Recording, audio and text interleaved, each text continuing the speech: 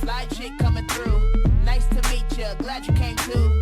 Like you said, when you know you got moves. You spit game and you know you spit. Well, hello, everyone, and welcome back to another episode of the Fastlane Collective. Guys, we have the whole crew here for the first time in a long time. We got Daniella, we got myself, we got Yasmin. Oh, it's good to be back. Our schedules have been insane. As you all know, you're probably like, wait, are they even on the podcast anymore? Yeah, we are.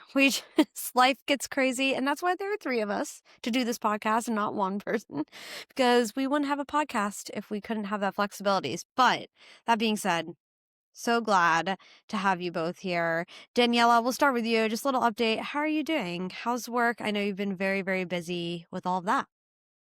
Yes, work has been good. I have recently gone back to work on Formula E on the broadcast again, but this year with a slightly different change because I have been promoted to junior assistant producer, which I'm very happy about. Sorry, I had to get like an audible whoop whoop for that. That's amazing. It's amazing.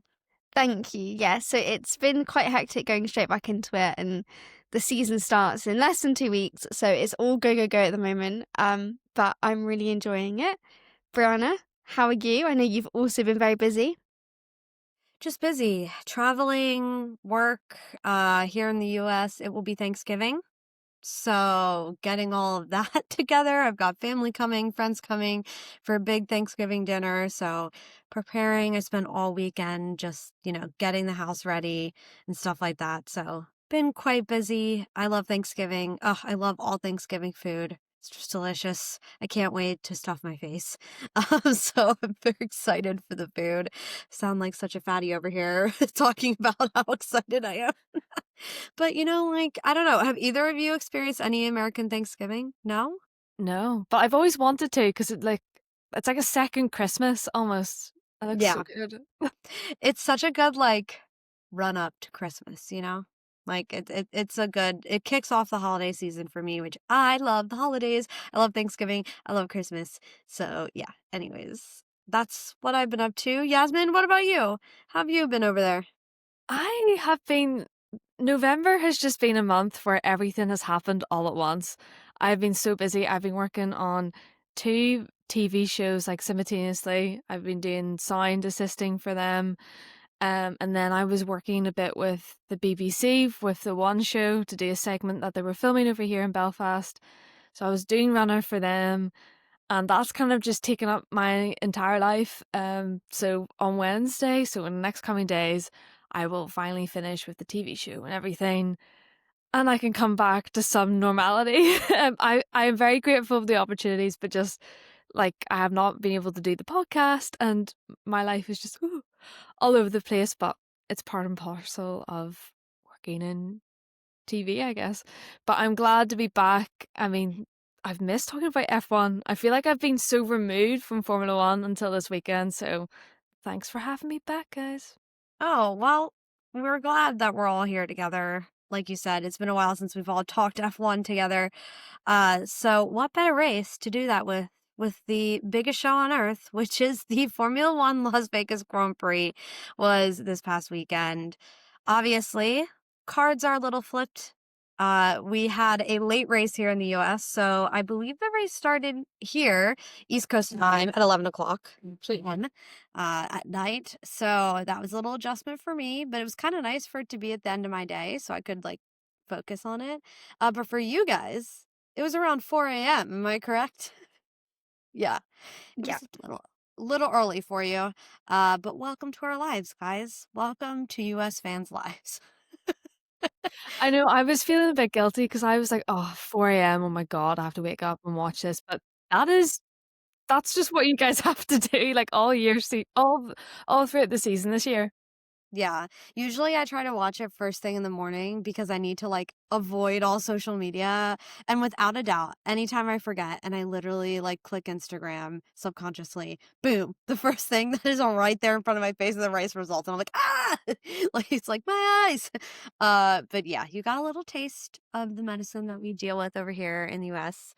But we'll get into the race because the race itself, not so exciting. After the race, all the chaos. So we're going to get into that in a second, but we do have a bit of news to get through really quickly before we get to the great juicy stuff that you're all waiting for. So hang in there. But really quickly, a familiar name popping back up into the news this week, Mick Schumacher will be driving for IndyCar with Real Racing for 2026. He'll be back on track. Daniella, what were your thoughts when you saw this? Kind of Mick has been, we know he's been racing in some other series, kind of just keeping the wheels under him, if we will.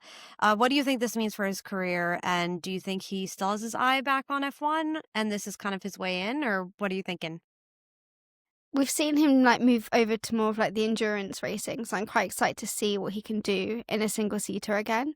I'm happy that it's IndyCar. I do love IndyCar, so I'm quite excited just on like a personal note, but I think that this will kind of be a good direction for him to head into.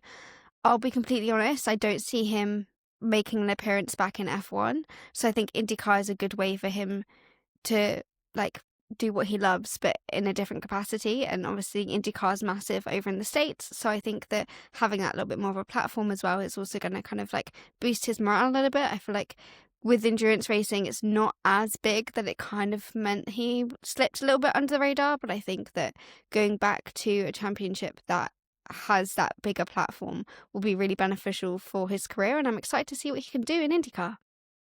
Yeah, and as we know, it's always good to stay out there in whatever series you can, even if you still are working up to Formula One or whatever that may be. Always good to be in the driver's seat wherever you can be to keep that momentum going, that experience going. And Mick has had a lot of time outside of the F1 seat. So I don't know. I think if his goal still is F1, I think IndyCar is a really great place to kind of get back into it. Like you said, Daniella, a bigger platform for him. So it could be exciting and could be very interesting. Sorry, gonna move right through the news here, guys, because we've got some stuff going on. So Yasmin, I'll toss this to you. But we have heard some rumors this week about the reappearance, possibly, of Christian Horner at a Formula One team. Personally, this doesn't surprise me because I didn't think Christian was done. But what surprises me is the rumor of where he might be going, which is Aston Martin to possibly replace Andy Cowell. Yasmin, what were your thoughts when you heard this rumor? Do you think there's any merit to it? And what do you think of just Christian Horner possibly coming back into the sport? I did not think we would hear the name Christian Horner within F1 for, I don't know, at least another year, at least another couple years. And I like, no matter what you think about Christian Horner, I'm removing what he's been accused of. He does know the sport very well. He does know kind of how to run a team. But I do think that Christian Horner would kind of butt heads with Lawrence Stroll. Like, I just don't see that being a happy marriage. As well, you know, we've got Adrian Newey. Like, they're three quite opinionated people. I just think the three of them together, if this was to happen, I don't think it's going to be a good idea, guys. I just think a lot more butting heads, and Lawrence Stroll already, you know, is kind of falling out with Andy. I kind of expect him to definitely fall out with Christian, even if Christian is giving good advice. But again, still a rumor. But usually when things are rumored within F1, it kind of has some truth to it. So I'll be very intrigued to see where this goes. But I do think that this is a bit too soon for Christian Horner to be coming back. Yeah, I know, just speaking about him, like, re-entering F1, he's really looking for a different kind of setup, not just being CEO or team principal. He's looking for ownership, in the team, some stake, some money in there, which obviously we know is a very popular thing nowadays. Just taking a look at Total Wolf, how he owns 33% of Mercedes. It's a bit of a safety net, and I think that's what Christian Horner did not have at Red Bull. When he left, it was all that hard work, years of dedication. Like you said, Yasmin, we're taking out the allegations here of the misconduct, but he put all that time in at Red Bull, made it the team it was, had an amazing track record there, and then when he left with nothing but a couple of great memories and some trophies. And I think he wants to set himself up for the future to have a stake in a company. So if he does have to leave, that's there. Daniella, what are your thoughts about Christian Horner possibly coming back with Aston Martin here?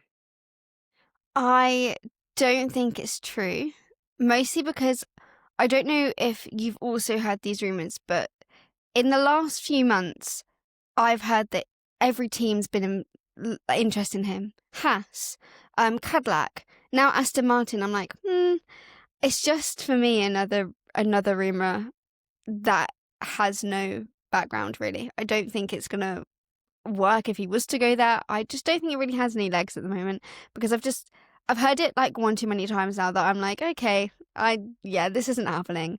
And as you guys said, like, we kind of thought we wouldn't hear his name in kind of terms of getting a position for at least a couple more years. So I don't think there's much truth to it. But speaking of Aston Martin, I actually have some news that I'm going to bring to the table that I actually didn't tell you guys about beforehand. And that is also linked to Aston Martin. There is a new documentary coming out about Adrian Newey. It is called Turbulence. And Matt Damon and Ben Affleck are also involved. And the reason that I know about this is because Whisper, the company that I work for, are behind this. And so I did find out a little while ago about this. Actually, I say a little while ago. I found out, I think, over a year ago, but obviously couldn't say anything. And then the news was announced this past weekend at Las Vegas Grand Prix. So I was like, I have to talk about this. I can't now, like, not say anything. So I just wanted to bring that to the table. But I just wanted to kind of throw a question to you guys. Like, what do you think about having a whole documentary about Adrian Newey?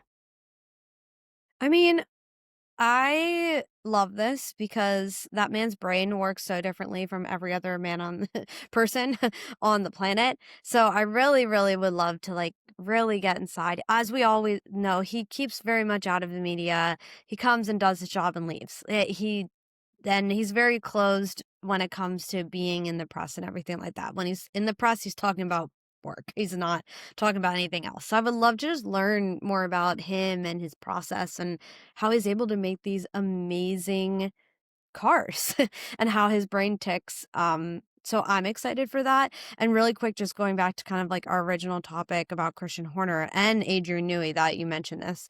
If Christian were to go to a team, I think it would make sense that it might be Aston Martin. Obviously, Adrian Newey and Christian Horner have worked together for so long. They've had success together in the past. Aston Martin is looking to recreate that. They're looking to create a championship leading team again, whether you can do that with Lance Stroll, Yasmin, like you said. I agree with you. I don't see those two getting along really. So yeah, I mean, an interesting pairing with Christian Horner and Aston Martin. But when you look at Adrian Newey, who's come into play there with that team, it kind of makes sense if you were to do that. But the thing that I have to bring to the table is there was a rumour going around when Adrian Newey left Red Bull. It was because of the drama around Christian Horner. I don't know if, even though they have obviously a big history of working together, would it actually work at Aston Martin if Adrian Newey doesn't really want to be associated with Christian Horner? So Yasmin, what are your thoughts on this? Would you be excited to see an Adrian Newey documentary, or what are your thoughts on just in general that kind of content coming out? I would love to see an Adrian Newey documentary. I'm just really surprised that he wants to do this. Like you guys mentioned, he's quite a private guy, and I don't blame the man. Like, F1 has such a big spotlight on it. I would not want to be picked apart in the media like the drivers do. But I think it'd be really interesting to kind of just know how he's had so much success. Like, I doubt he's going to be giving like out trade secrets of how he's got this success so the other teams don't pick up on his ideas. But even just, you know, him as a person, like, I don't know too much about Adrian Newey other than he is like a mastermind when it comes to these cars. And I always try to kind of learn more about the technical side of F1. I think that's like one part of my like F1 brain that I don't have all the knowledge of. So hopefully we get a bit of that as well. But I'm really excited to see this. I will definitely be watching. So many documentaries. Also, the Cadillac documentary that's supposedly being done as well, which will definitely be more of an origin story of a team, which will be cool. I feel like we kind of got a bit of that with Haas. in the first season of Drive to Survive. Obviously, they were already on the grid, but it'll be exciting to see. So we love more F1 content, and I love a good documentary. Give me any kind of documentary you got. I watch it. My husband literally jokes that I like watch a documentary a day. That may or may not be true sometimes. But I love it. I love it. Okay, last but not least piece of news. F1 Academy. It was their final race of the season. It was a close one. Maya Woog, Dorian Pin, who was possibly going to get the championship, and Dorian came away with the championship win. I don't want to give too much away because we will be putting out an F1 Academy episode for the final race of the season. But as our resident W Series F1 Academy fangirl extraordinaire, Daniella, how excited are you about Dorian Pan's win? I was so on edge for the whole weekend because I was like, I don't know what way it's gonna go.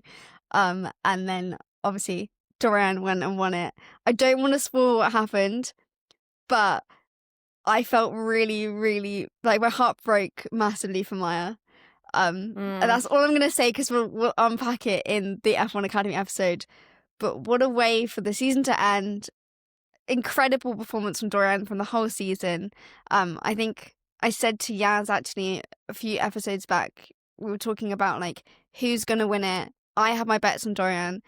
Yaz had her bets on Maya. And at one point I was like, maybe Yaz is right. Maybe I've got this so wrong. But no, I stuck with my guns. Dorian did it. Yeah, I love F1 Academy if it isn't obvious already. And it's great to see another champion kind of come through the ranks. The only question that I'm kind of left with is, what is Dorian doing next season? Because we still don't know the answer to that question. But yeah, we'll dive all into that in the F1 Academy episode. So if you are intrigued, make sure you go and give that a listen. Yes. And never listen to a prediction I have because I was so set that Oscar Piastri would win this year. So just don't listen to me. My opinions don't matter. No, it's yeah, Dorian Pan, I have been a fan of hers since I watched her race with the Iron Dames about 2 years ago. And I'm so happy for her for this win. Yasmin, are you happy for Dorian? And do you just generally feel like this F1 Academy season was a good one? This season has been great. I really enjoyed watching it. Obviously I watched it last year, but I think this season was just a bit, I don't know, more special.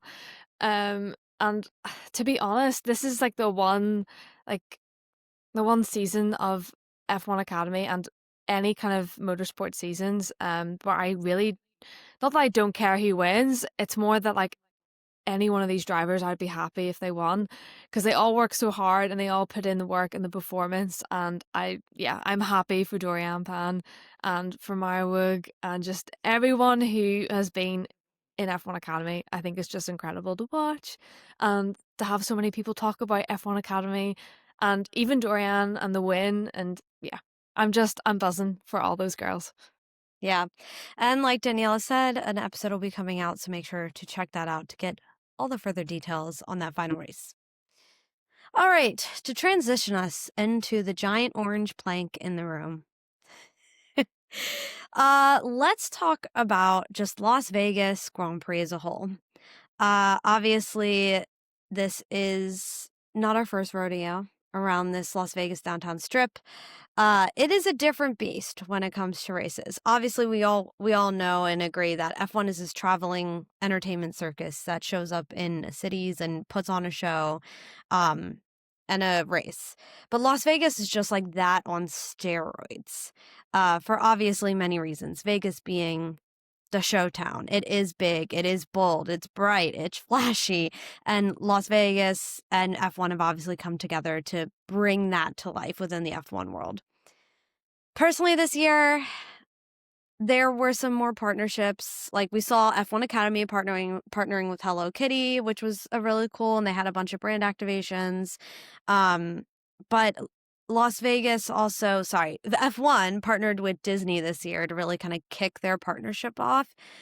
So we saw a lot of Disney activations, Mickey and Minnie showing up kind of in the paddock, welcoming the drivers onto the track, and also this like forever long Fountain Mickey show, like in between the podium. I gotta ask, Yasmin, what are your feelings about this spectacle that is F1 Las Vegas Grand Prix and how it seems to just keep getting bigger and bigger every year? As a fan, what are your thoughts? Oh, listen, I'm always here for a show. I think like if you're gonna have a show, America is the place to do it. And as an Irish girl, I'm like, oh my god, that's so cool. But I I think what annoys me about like F1 as a whole, but you're putting all like again so much sponsorship, so much like I don't even know how to describe it, but like the ticket prices for Las Vegas were like absolutely crazy. And then I saw on my TikTok, you had fans going up and down escalators just to see a view from the track. Like they were non-paying fans. And they thought this would be a better idea than to pay for tickets because you got a better view of the track. Like if non-paying fans are getting better views of the track by just going up and down an escalator like 500 times for like 2 hours. I just think Las Vegas as a whole is a bit, I don't know, it still needs work to it. Like again, all these like Disney and all and Hello Kitty, like that's great to see, but sometimes it can be a bit much to the point like we're getting less of the drivers, less of the track, less racing, and it's just brands, and I kind of get tired of that and I kind of shut off a bit. But yeah, I kind of feel bad for those fans that spent so much money to not even get a good view of the track. Yeah, I agree with you, Yasmin. There's a point where like it's too much. Like we all love a good show, but when every brand under the sun is making a partnership with Formula One and doing like this whole big thing, it can be too much. I also have my own opinions on like Disney's partnership with F1. But Daniella, what are your feelings, especially coming from like this production background as well? What are your feelings on the circus that is the Las Vegas Grand Prix? I love a production. I love theatre. Like that is just who I am. I don't love the Las Vegas Grand Prix. For me, I feel like it is too much. There's one race a year that I feel like kind of going that little extra mile and having that little extra something works. That is the Texas Grand Prix. When you have all three US Grand Prix bringing this drama and spectacle and it kind of becoming more of a performance, you lose the kind of the true values of what Formula One is. And I feel like it needs to be stripped back. All of these sponsorships, activations, like decorating, I don't know what it's called, but that's sphere globe thing. The sphere, yeah. Like all of these additional things just is too much. I'm sorry, I don't like it. I like if you're gonna go down like the glitz and the glamour, we've got that in Monaco. If you want to have a bit more like kind of out there, it's quite a lot of fun, and you do like the Texas Grand Prix, but we don't need the Las Vegas Grand Prix to be this big. Yes, it's in Las Vegas, but let's just like bring it back down a little bit. Like it's cool that it's in Vegas, but we don't need to like ramp this up even more because it's just too much. And people aren't then there for racing. The track is awful. I'm just going to admit it. I'm going to say it. I hate the Las Vegas track. It is probably my least favourite track on the calendar. I find it so boring. Nothing really happens. The straights are too long. It's just an absolute nightmare. So then it feels like they're overcompensating, right? They're like, okay, so the track's not great. So what we're going to do is we're going to put on this massive performance and people are actually going to forget why they're here and that the racing here is really bad and that fans can't actually see what's going on. Like, no. We, as F1 fans, want to be able to see good racing, wheel-to-wheel battles. Like, we don't want things to happen all at turn one and then nothing happens for the rest of the race, which is pretty much what sums up this race. It's just not... It's not a fun track. Like, it's meant to be fun. That's what they're trying to do with all of this added stuff. But it isn't really that fun. Like, maybe it's a cool atmosphere, but I would rather be able to see drivers battling out on track than having this additional dramatic atmosphere with all of these cool lights and shows. Like, we don't need that in F1. It's a sport. You wouldn't go and do that with another sport. Yeah. As far as I'm aware. Like, I work in sports production, and I've never seen anything like this for another sport, like on this scale. Yeah, I think F1 need to go back to kind of quality over quantity when it comes to this. It's just it's a big letdown too when you have this huge buildup, all these activations, these special things, like huge shows, performances, and then the race falls flat. It's kind of like your product has to match like the buildup that you're making for it. If you're making this huge show and hype and bigness around this thing, and then the race is incredibly boring, it kind of mitigates everything you've just experienced.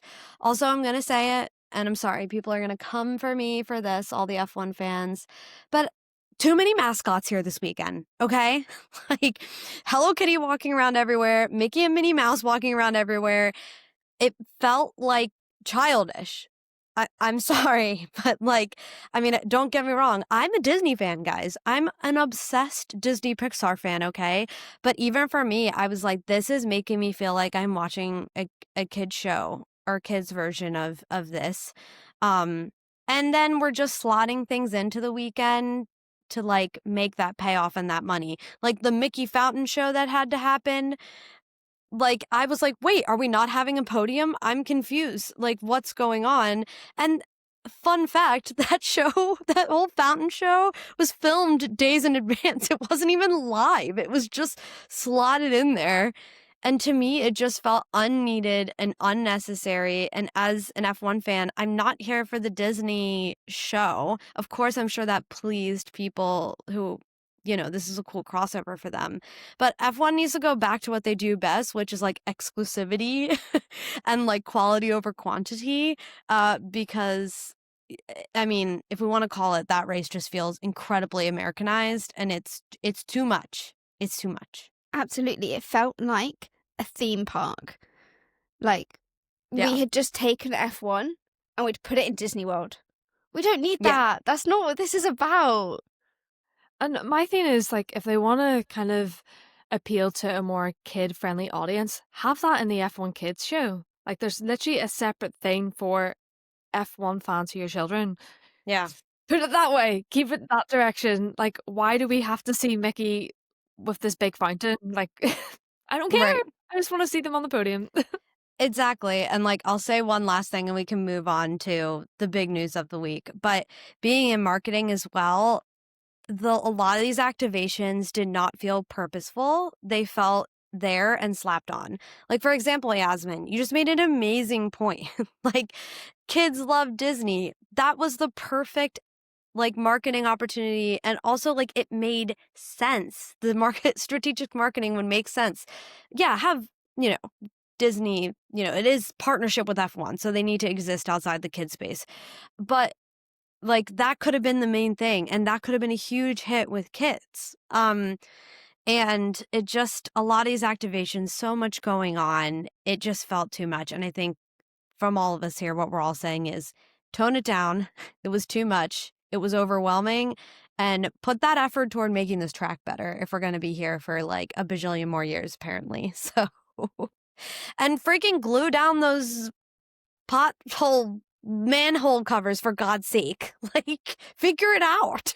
I don't know what you need to do, but figure it out. Okay. Our rant about the Las Vegas Grand Prix is now over. Thank you for listening to it. We got to get it out there, The frustration was building. We had to talk about it. And also, I feel like a lot of F1 fans think this. And also, we all come from different places, different cultures, and we're all feeling this similarly. I mean, come on. F1, listen to your audience, for sure. All right. Let's finally get into the race of it. McLaren. Can McLaren lose it all? Yes. They could, because at the end of the race, both Lando and Oscar were disqualified for plank wear exceeding the maximum plank wear amount by the FIA. I woke up to this news in complete shock, to my husband walking in the bedroom while I was still asleep, by the way. And he literally was like, Lando and Oscar got disqualified. And I shot up out of my dead sleep and was like, what? This is insane. This is crazy. Yasmin one, what was your reaction to this news? And two, what do you think this means for McLaren in these next 2 races coming up?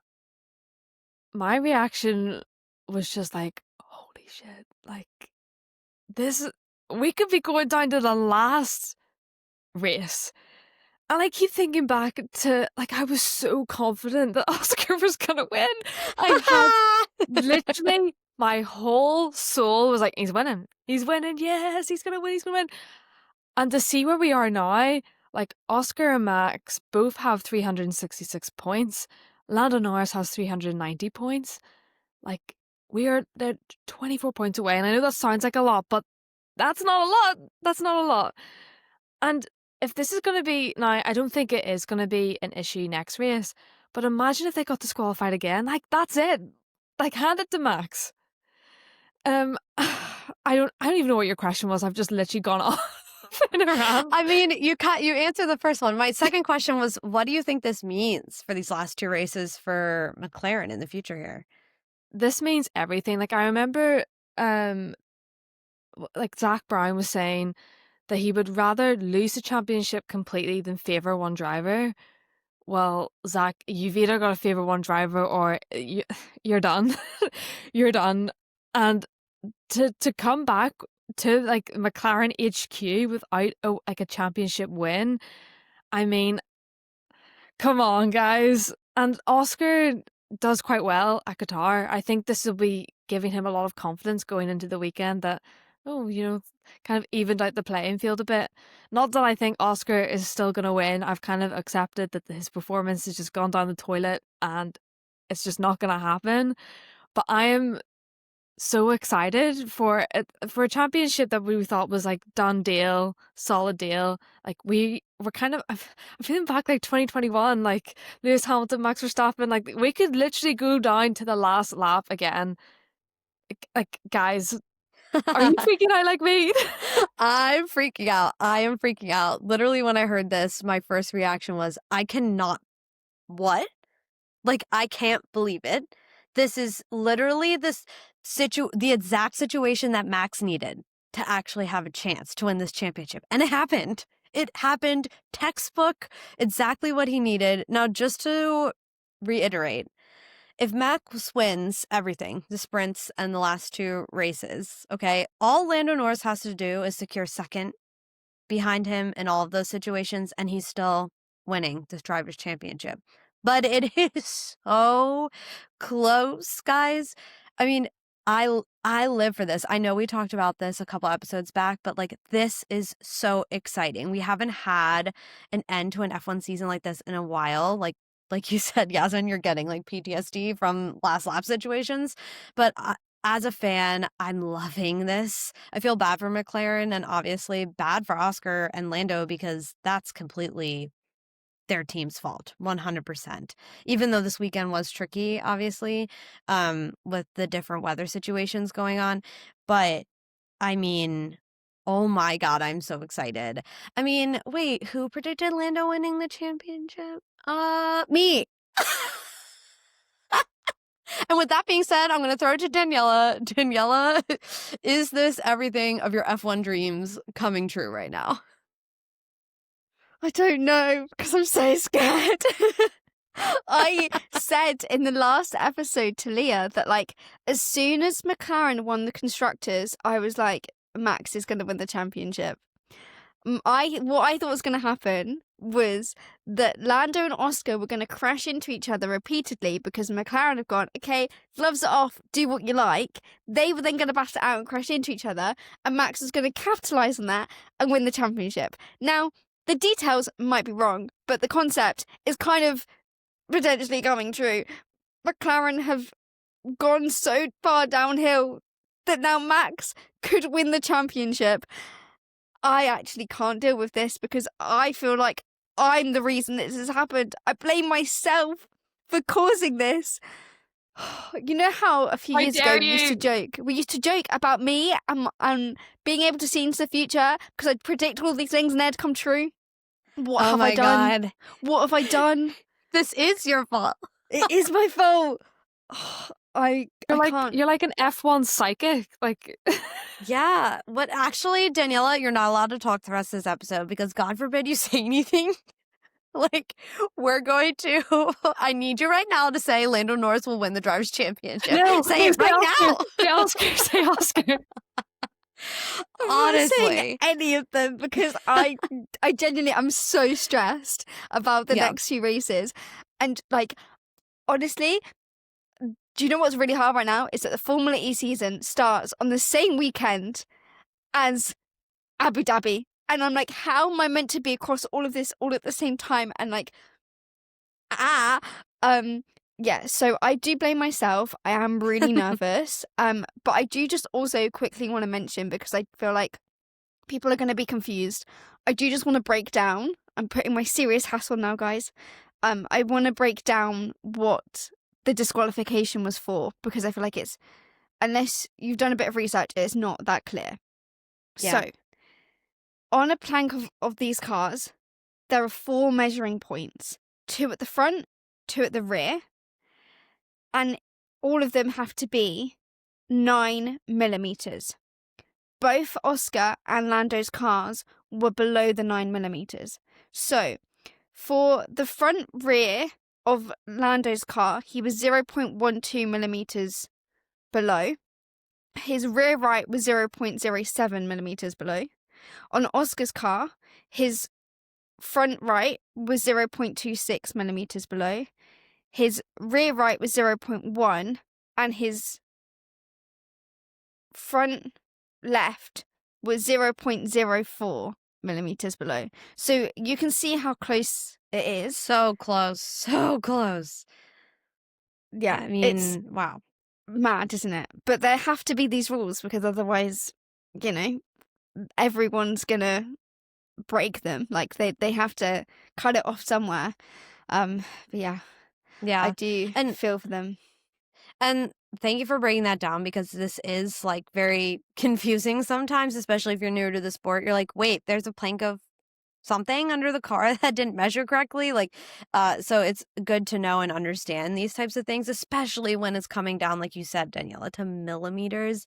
I also saw Andrea Stella said the reason that they believe that they had this overwear on the plank was due to unexpected levels of porpoising that they did not see in practice or in qualifying. As you know, it was raining. We had lots of different weather situations. It was cold. So I'm not surprised that they didn't see this. Like, how many full fuel runs were they able to do to kind of check this ride height and everything like that? It was a difficult weekend. So I do want to give the engineers some grace in that aspect, but also like, this is one of the things that is very basic F1 rule. Obviously we saw last year this come into play with George Russell being stripped of a complete win because of plank wear. Oh no, sorry, that wasn't because of plank wear. That was because of fuel. Just kidding. But great segue, because Lando Norris also had issues with fuel. He was pushing so hard that at the last, if you notice, at the last lap or 2 of the race, which you probably didn't notice because the broadcast didn't freaking show it, but Lando was trying to conserve fuel so much so that he dropped, I think, 15 seconds in 3 laps because he basically was lifting and coasting. So they had enough fuel in the tank to have a fuel pull by the FIA after. So lots of things at play going on here. Lots of things where you're like, oh, McLaren, these fuel and plank, pretty basic things that we take care of every race.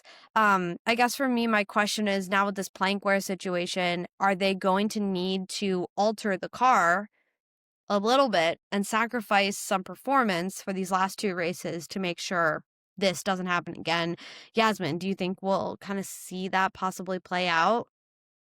Yeah, I definitely think we're going to see McLaren take all those extra measures. Like, engineers will be double, triple, quadruple checking the car, probably more than they usually do.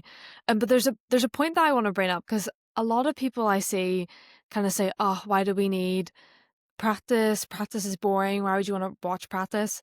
I think this weekend shows how important practice is. I mean, the weather changed so many, like, I think pretty much throughout like all of the practice sessions that we had. And those practice sessions are key to get the car set up right. And it's so important that we still have those. Even as a fan, like I don't watch every practice session, but I think for the team, so we get the best out of the drivers and the cars and the teams, practice is important, guys. So stop hating on the practice. Talk about practice. Talk about practice. Daniela, do you think... I mean, I'm just going to ask you, what do you think is going to happen here? Is McLaren going to play it safe, kind of like Yasmin said, like doing all their triple checking? Are we going to maybe lose some speed just to make sure we're not making mistakes like this? What do you think is going to happen? That was my initial thought when I first heard about disqualification. I was like, okay, they're really going to go the extra mile. They're going to be like, okay, we need to make sure that nothing is out of regulations, because they don't want to lose this. Like, I know that Zach has said that, you know, he doesn't want to favour one or the other, but they've worked so hard that they're gonna want at least one of their, well, obviously only one of their drivers to win the championship. So they are probably gonna put in these measures to make sure that they don't break any of these rules. But kind of a way to scare them right before the end of the season. I also think Oscar Piastri is just reveling in this a little bit, because obviously this kind of puts him a little bit more into play now. Him and Max are level. Obviously, the performance of Max Verstappen and Oscar Piastri over the past several races, two very different stories.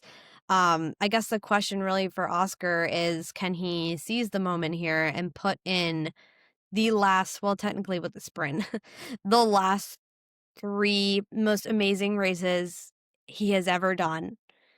Because that's the only way he has a chance. And will he be able to outperform Lando Norris, who's been outperforming him at every turn recently, and the back half of the season, honestly?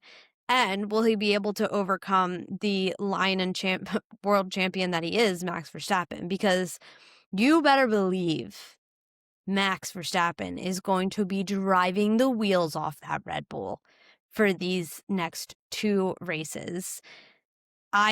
This is his sweet spot for Max.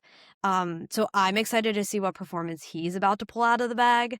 Obviously, these last 2 races, Abu Dhabi, Qatar, well, in reverse in that order, are definitely favorable tracks for McLaren. They're slated to be very fast at these tracks. So that's going in their favor here. But I'm just excited to see. To kind of just wrap up this McLaren talk, this just popped in my head and multiple people are talking about it on social media. Spain. Anyone remember what happened in Spain? With Oscar and Lando giving Oscar the place and sacrificing those 9 points. Guys. I think we're gonna end it here. See you next week. I see Yasmin really rubbing her head in pain. Give us your take, Yasmin. Like, is that gonna come back to haunt him like we've talked about prior? I knew that this was gonna, that something like this is gonna happen. Like, McLaren are gonna do this to me, and I can't do this anymore, guys. I completely forgot about Spain. Why did you bring that up? I'm so sorry to send you through this trauma. I love this sport, and half the time I hate it. I can't stand it because I hate just watching. Next question. I can't do this. It's like, but like you said, Yasmin, like how Zach Brown has said, we're not going to sacrifice anything just for a driver's champion, or sacrifice another driver for a driver's championship. I think in cases like this, you've got to, because both your drivers could walk away with nothing, and guess who they're going to probably hold that animosity toward? It might be you. Especially if you didn't do everything in your power to help them succeed. I mean, Daniella, Sorry, I thought you were aiming this at Yas. I was like, you, and I was like, I'm really confused. And then Tom Brady won. Yasmin can't do anything for McLaren. She's trying so hard to cheer them on, but I'm talking about McLaren. Like, if I feel like in this situation, Zach Brown has to say, okay, guys, Lando, we got to do everything we can to get him this driver's championship. But could these 9 points, Daniella, like, come back to haunt him? Could team orders and this whole we're not picking a favorite come back to haunt Lando Norris? And it seems like it might in this situation. Absolutely. Yeah, without a doubt. We said at the time, yeah. I'm not going to say anything because I don't want to bring anything up. Oh, yeah. So I'm not going to say anything more than absolutely we knew it at the time. Yeah, she just said it could, not it will. Just clarifying that. And no predictions were made into those 9 points. But honestly, guys, if it comes down to him losing by 9 points, oh my God, the wrath of Papaya Nation is going to come upon Zach Brown, and it won't be pretty. I mean, I don't even know what to say, because in my mind, I'm like, okay, Lando literally has to do like the bare minimum and come in second if Max gets first, but you just don't know. You don't know what could happen. This weekend is a perfect example of that. I think he got it in the bag. Honestly, when I turned off the race on Saturday night, aka Sunday morning, I was like, well, there it is, world champion. I mean, you just got to bring this home, got to do bare minimum. And then when I woke up in the morning, I was like, the world is anew. Anything is possible. And I mean, I think it's just going to make for an amazing end to this season. And how exciting to finish up the 2025 season, this era of car, and then go into the 2026 season with a new car, question marks above everybody's name. It's best finish to a season, I think, is since the Lewis Max debacle. So, all right, is that everything? Has everyone spoken all of their mind, all of their anger, all of their venting from the McLaren situation? Okay, just checking, because I know we feel it deep in our souls. I wanted to make sure we all had a chance to get it out there in the open. But we're crossing our fingers, and can't wait for the next 2 races to see what plays out with the Drivers' Championship. Let's just quickly touch on Red Bull. Obviously, we did touch on them here with Max. Max, obviously, he's going to bring everything he can to these next 2 races, 2 full races, 1 sprint. Opportunity is abundant there for him, and it's Max Verstappen. You can't ever count him out. Ever. I wouldn't count Max out even if he was starting at the back of the grid. I honestly wouldn't. Like, I would still be like, he has a chance. Because it's Max Verstappen. But he was so quick. Just beautiful. Obviously, Lando tried to be bold in that turn 1. Didn't really work out for him there. And Max capitalized on that. Crossed the line with 20 seconds between him and Max Verstappen.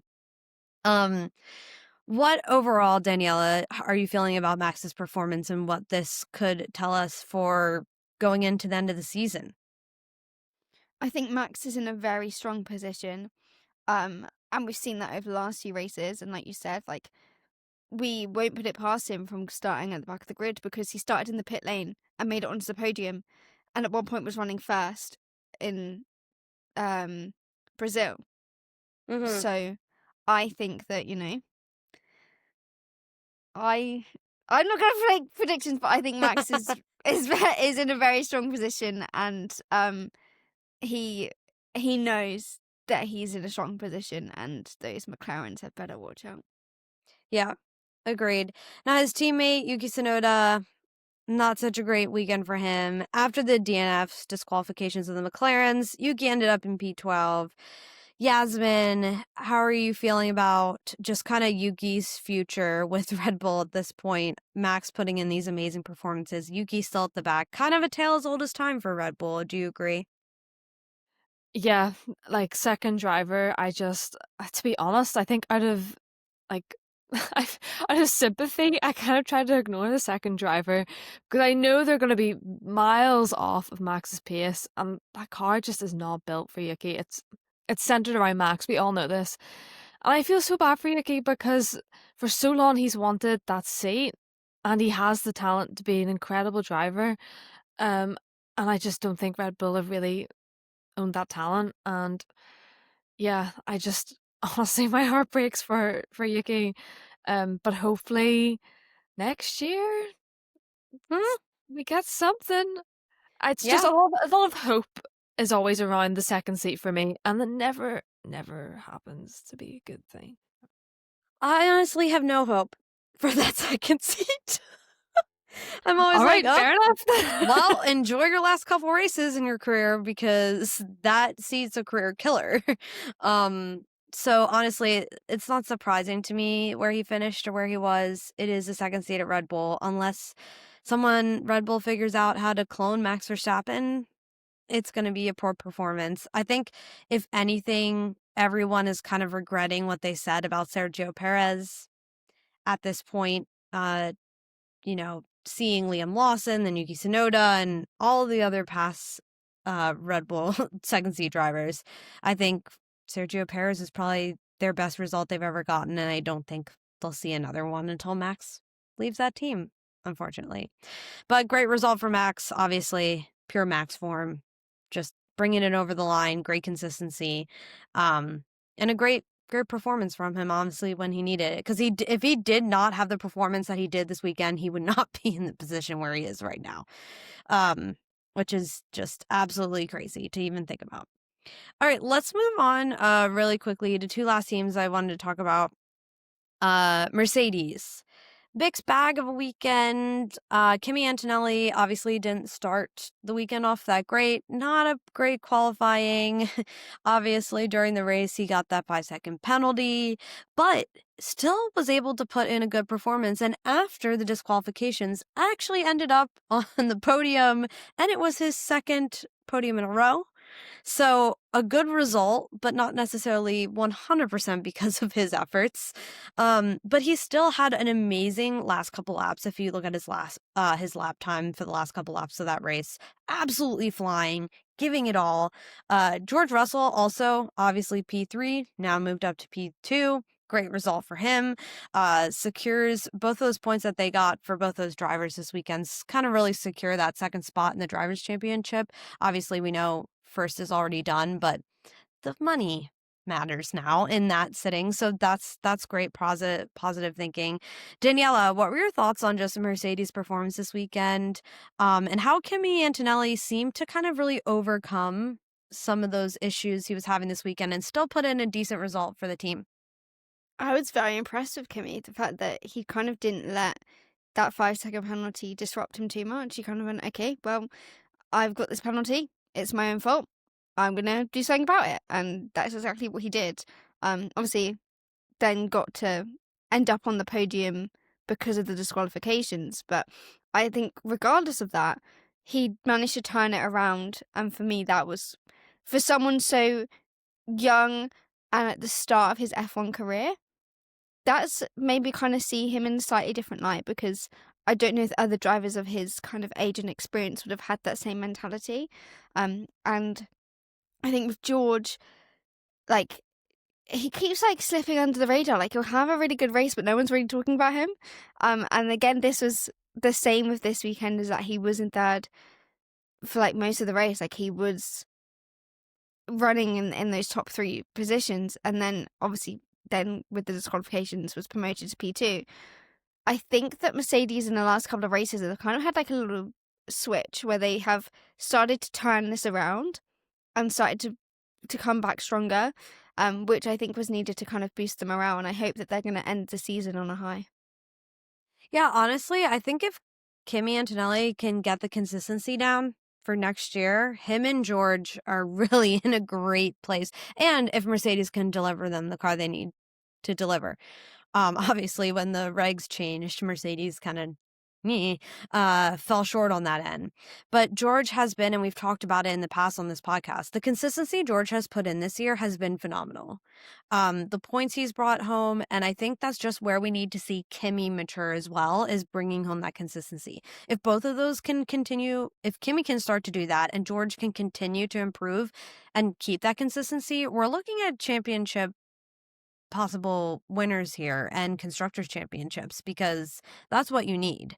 You need the skill, you need the car, and you need the consistency. And if they can get that together for next year, they might be a little scary. Yeah, and everything that I've heard so far about next season is that Mercedes are going to be the ones to watch, because apparently their car is going to conform the most with the regulations and be at the top of its game. Well, that's exciting. We love to hear that. And I would love to see what Kimi Antonelli is like in a car with some decent punch back like they used to have in the LH days. But yeah, just a decent result for them overall. Obviously, it's great to see Kimi kind of getting these good results. He did have a dip kind of in the middle of the season here, but he seems to hopefully be finishing off on a high. We'll see what these next 2 races bring him. But let's talk about a team that's not so much on a high right now. They're in fact falling apart. Ferrari, the red paint is cracking. Lewis Hamilton finishing in P8, Charles in P4 after the DNF. So both cars brought home some points, which is positive. But wow. I mean, I don't know what to say about the comments that are being said and made by Lewis Hamilton and surprisingly Charles Leclerc in the media. I'll just read this one quote from Lewis talking about after the race. They were asking him just how the race was. And he said, "It was a horrendous weekend. Another one just to add to the list." There were also some other things said. Charles has been pretty outspoken as well. Like, I don't know. I saw this coming with Lewis Hamilton being in the team and being how outspoken of an individual he is. I knew that this was going to be very much like oil and water with Lewis Hamilton and Ferrari, because Ferrari is very much Ferrari. Just status quo, do what we tell you, and don't question it. Don't come to us and say we're the problem, because we're never the problem, because we're Ferrari. It's always you. And obviously with the comments from Ferrari boss, not team boss, but boss, basically telling his drivers to shut up and drive. Yasmin, do you think this is the beginning of the end for Ferrari's positive, happy days? Are we going to see them just continue to fall? And I'm talking about this season and next. This season, just write it off. Basically, I think this is one of the worst seasons I've seen in a while from Ferrari, from Charles and Lewis. And I think next year they've got to bring it. And I've been saying this for years. But I'm really holding on that because there's going to be such a switch up with the cars and the regulations, that maybe finally we'll get some speed, some chance. But what isn't going to change with next year's regulations is how Ferrari, the attitude. And you would think by now that Ferrari would be like, okay, this isn't working. Like, yes, we're not firing a team principal every 6 months anymore.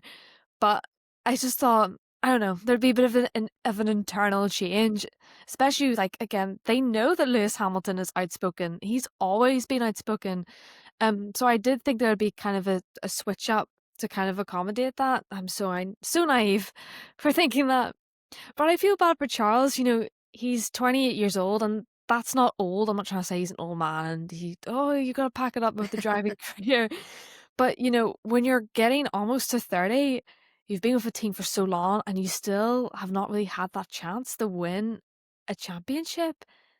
I think Charles deserves to look elsewhere, deserves to switch teams, and it would feel so strange to see him in a different team uniform representing a different team. But this team just needs to sit down and change things, like, please. And Brianna, I know like you're the biggest Ferrari fan, so this is kind of like your bread and butter, but like, just how are you feeling? Painful. I'm feeling pain. No, honestly, I want to like smack Ferrari over the head. Like, come on. You have the dream team sitting in front of you. You have a great team principal who has a history with both of your drivers, and is a good team principal in my eyes. Fred Vasseur, I think, is a great personality and like leader. He's proven that. And there comes a point when you have to look at the situation, look what you have in front of you and say, maybe it is me. That's the problem. But I don't know if Ferrari will ever change. They have been like this since the beginning of time. Like, I'm talking like when Formula One started, when Enzo Ferrari was still alive. Like, it has been like this since the very beginning. And when you have a behavior that's spanned over decades and decades and decades, can it change? I just don't know. The comment from the head boss at Ferrari pissed me off. It very much reminded me of a comment made by a newscaster here about LeBron James years ago about just shut up and dribble. It rang, so it's the first thing I thought of when I heard it. And it's just like, you have a seven-time world champion sitting in front of you, and he's telling you things have to change. And you also have somebody that's been with you for a very long time saying the same thing. You need to listen to your drivers.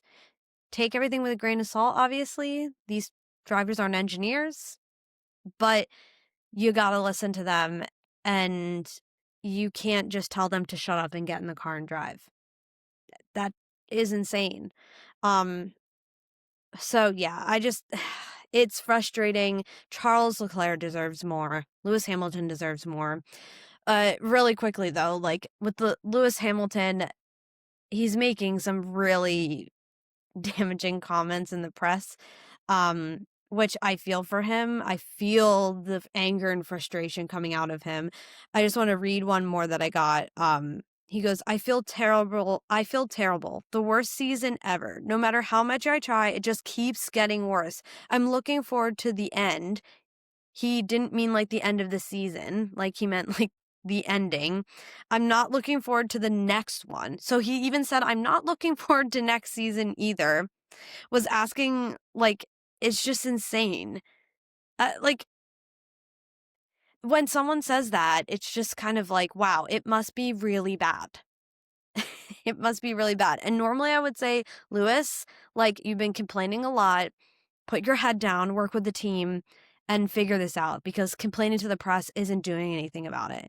But I'm not going to say that right now because the team isn't listening to him. He has nobody to work with. So the only place he has to go, and Charles Leclerc too, honestly, I think seeing Lewis Hamilton's reactions to the way the team functions and the way they work, I think Charles is kind of like having the blind taken off of his eyes and kind of like, whoa, like, no, like what I've been thinking for the past several years is true. Like, this isn't okay. And the 7-time world championship driver is telling me that, like, and saying the same things I've been thinking for years. So I think they're both kind of gloves off at this situation with the team. I don't think it's good inside the team. I don't think they're thinking positive outside the team, and they deserve better. So Ferrari, just like get your shit together, honestly.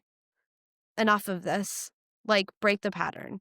Okay, I'm done. Sorry. Obviously, you can tell I'm very mad. Like, I'm not a happy camper right now because these two could win you guys a world championship, and the reason they're not is because of you.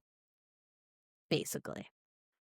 Okay, They that's it. should I'm be done. unbeatable. They should be, like, Ferrari Yeah. should just be unbeatable, but, like, we're nowhere. We're not even, like, fighting for this championship. Yeah, and then just to tell your driver to, like, we're not, you don't know anything. Just shut up. Just get in there. Unbelievable.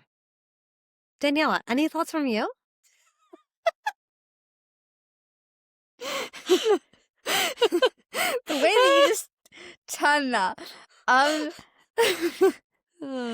Not really, because Leah and I did kind of delve into the comments from John Elkann in the last episode, but I just agree with you. Like, they could be winning championships. They're not. They're the ones that need to shut up and look at what's going wrong, not their drivers, because their drivers know what they're doing. The drivers are also the ones that can give feedback that's going to help the team. Like, in my mind, it makes no sense.